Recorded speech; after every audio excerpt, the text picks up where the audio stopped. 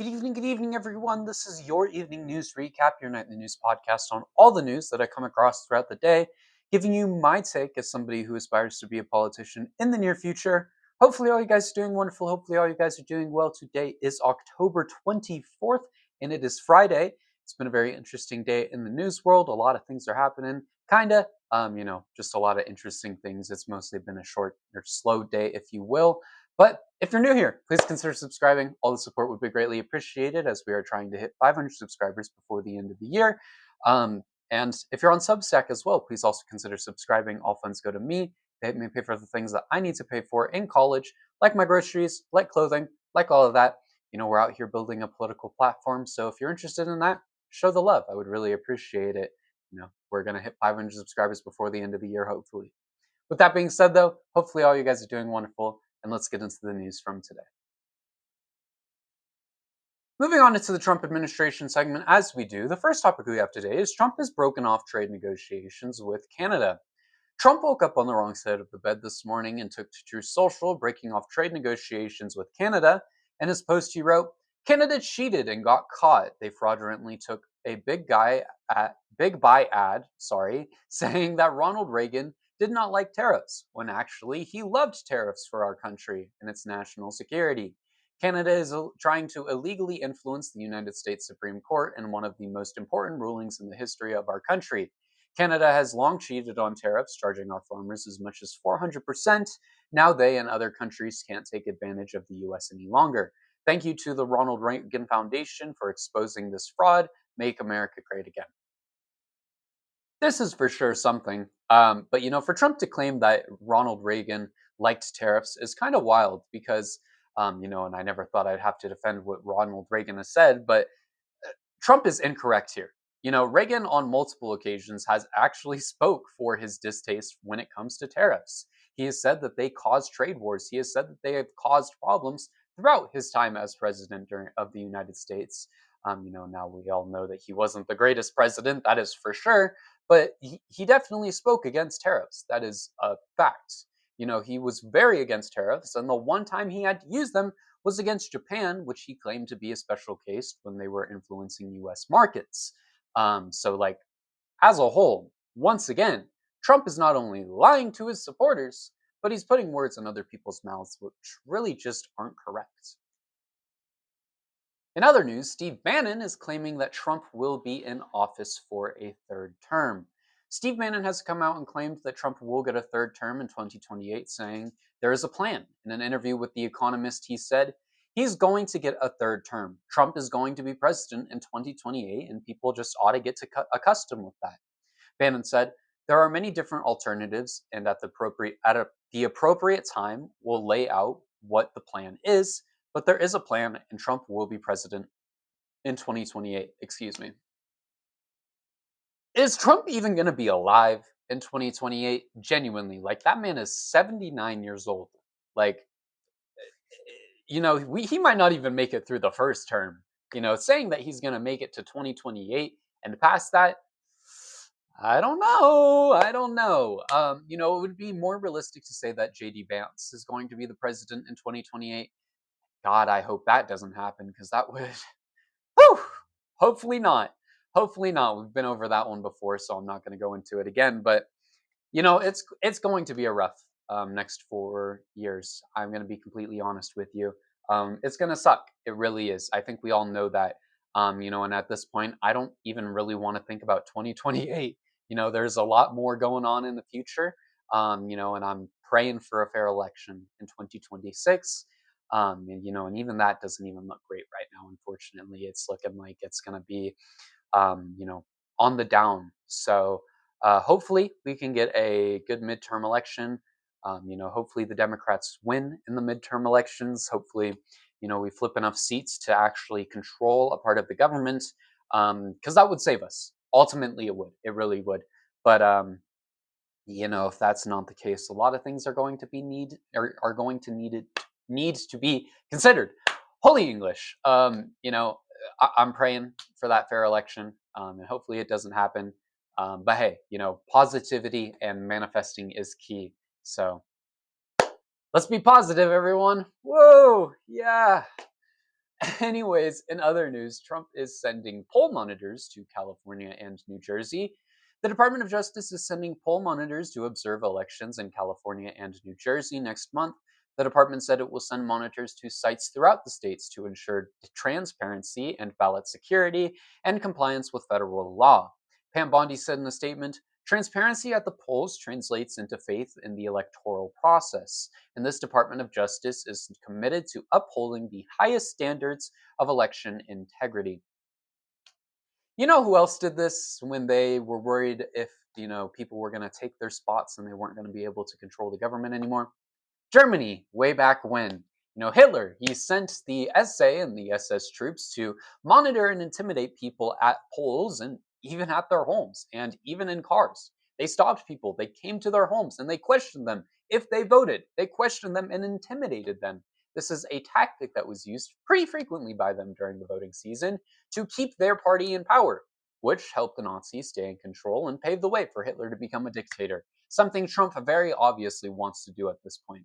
Once again, this administration is using the playbook of Nazi Germany to get their way. So if you're going to go vote, vote against them, genuinely. If you are going to go vote, do not let these scum intimidate you. That's what they are. They are worthless scum. And they are going to continue to be terrible people. And they are going to continue to support terrible individuals, which isn't okay. It's not. What the Trump administration is actively doing is not okay. They're praying here, or they're going out here and preying on blue states and trying to intimidate people to vote for them. That's what they're doing, and it is very likely that that is something we are going to see going forward, unfortunately. In other news, the U.S. Department of Agriculture will not be providing funds to SNAP. The Agricultural Department has announced that it cannot use emergency funds to pay for SNAP benefits, and states will not be reimbursed if they cover these benefits, according to Axios. The USDA argues this is because emergency funds are for true emergencies like hurricanes, tornadoes, and floods that can quickly come without notice, and they believe if they use these funds, they won't be able to act on a national disaster. Last time I checked, though, people starving and people dying of hunger kind of is a national disaster. Maybe I'm wrong on that one, but that seems like it could be on the level of national disaster. So, they can pay ICE. They have all the funds to do that. They can afford to pay ICE, but they cannot afford to keep people from starving. Isn't that interesting? Why the hell are we sending all of that money to Argentina if we can't afford to keep our own people from starving? What are we doing? We could be using less than half of the money we are sending to Argentina to fund SNAP for the rest of the year, to keep people from starving during the holiday season, to put food on the table during the holiday season. But no, they need their little backup plan for when all of this goes south. There's a reason why so many people after World War II fled to Argentina, and why so many people within, our current government have relations to those people who fled from World War II. It is insane that the sitting president of the United States is putting his masked Gestapo as a higher priority than the people living in this country. He would rather pay his masked Gestapo than pay for people to stop dying of hunger, which is going to unfortunately be the case, most likely. And it is going to be terrible. It really is. It is genuinely disgusting that this administration and this government would rather pay ICE agents who are going throughout the country and kidnapping people with masks on than pay to feed their own citizens. Let me just remind you all, the only two countries to vote against food being human rights were the United States and Israel. Food would be a human right now if that wasn't the case. Anyways, moving on into our final topic tonight as we talk about the other news segments. Canada is turning to Asia for trade relations. After Trump broke off trade negotiations with Canada this morning, the country is now looking to Asia to find new trade partners. Prime Minister Mark Carney took his first official visit to Asia to deepen trade and security between Canada and those countries. Carney told reporters, "We can't control the trade policy of the United States. What we can control is developing new partnerships and opportunities, including with the economic giants of Asia."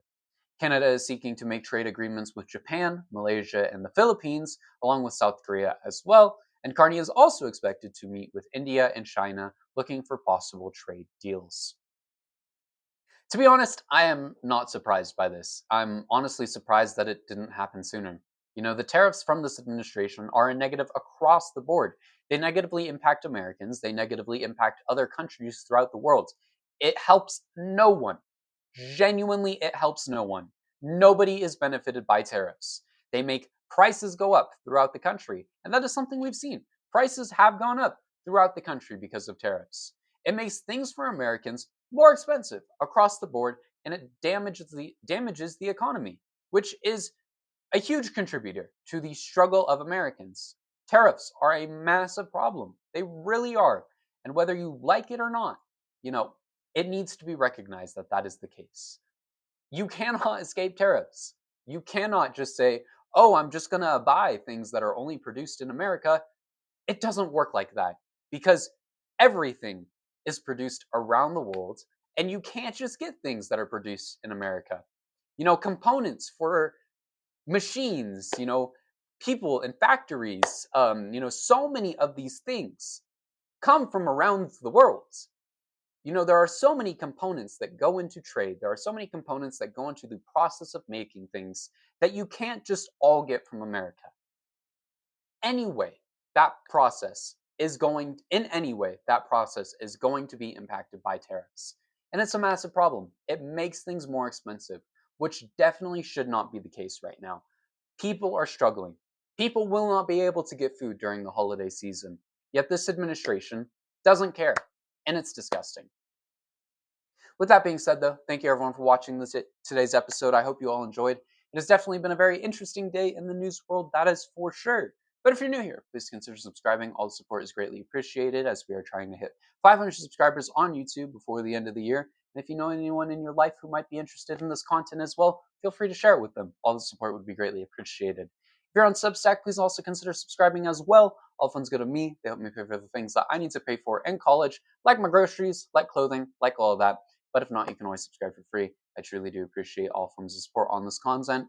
As mentioned, we're out here building a political platform. So if you support the idea of having a country, where education actually benefits people and teaches them what to do in life, where we have an immigration system that actually lets people come here and isn't just racist towards anyone who is a person of color, free healthcare, and allowing people to get the things that they need in their day-to-day life, and so many other things like making food a human right, making shelter a human right, all those kinds of things. Those are my goals when I make it into office. So if you're interested in that, and if you agree with that, drop a subscribe. Help me, build my political platform.